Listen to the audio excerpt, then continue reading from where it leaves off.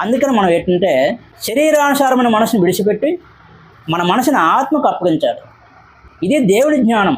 ఈ లోక జ్ఞానం ఏంటంటే శరీరాన్ని పోషించుకోవడానికి ఎక్కువ ప్రయాసపడతారు కనుక ఆత్మ విలువ అంటే వాళ్ళకి తెలియదు. చాలామంది కూడా వాళ్ళ ఆత్మ ఉందని కూడా వాళ్ళు గ్రహించలేరు. కానీ విశ్వాసం ద్వారా ఆయన జ్ఞానం మనం పొందుకోగలం. దేవుడు అంటే ఆత్మే కదా. యేసుక్రీస్తు వారు దేవుని సంబంధమైన వ్యక్తి. ఆయన మాటలు వింటే మనం ఆయన ఆత్మను మనం పొందుకోగలం. ఆ ఆత్మ ద్వారా ఆత్మ ఏంటో, శరీరం ఏంటో, ఈ లోకం ఏంటో, పరలోకం ఏంటో, మరణం ఏంటో, జీవం ఏంటో మనం అన్నీ గ్రహించగలం. అందుకే మన మనసుని శరీరానికి కాకుండా ఆత్మకు అప్పగిస్తే ఆత్మానుసారమైన మనసు జీవము, నిత్య జీవాన్ని పొందుకోగలం, పరలోకానికి వెళ్ళగలం. అందుకని శరీర క్రియలకు లోబడకుండా మీ మనసుకి ఆత్మకు అప్పగించాలి. యేసుక్రీస్తు వారి కృప మీకు అందరికీ తోడే ఉండును గాక.